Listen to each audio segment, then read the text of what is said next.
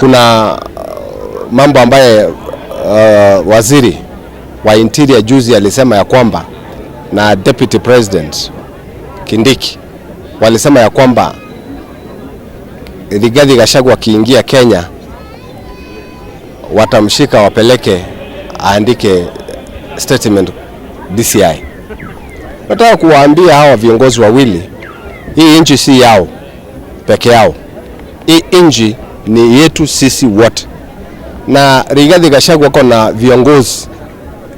Rigathi Gachagua ako na wafuasi na hatutakubaliana na wao, maana amekuwa akiongea mambo ya kufichua mambo mengi ambayo yanafanyika kwa giza katika nchi hii ya Kenya. So kama wanachukia kuambiwa ukweli, wasijaribu kuguza Gachagua, ambaye president alisema ya kwamba wabunge waache kukula rushwa. Na naona kama ni yeye ndio mtu wa kwanza kupeana hongo Kenya. Anapeana hongo, finance bill ipitishwe.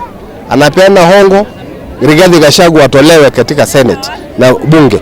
So haya mambo yote huwezi kusema kwamba wabunge waache kupokea hongo ili hali wewe mwenyewe ndio unapeana na executive yako yote. So hiyo maneno wewe mwanzo wewe mwenyewe anza na wewe kwanza.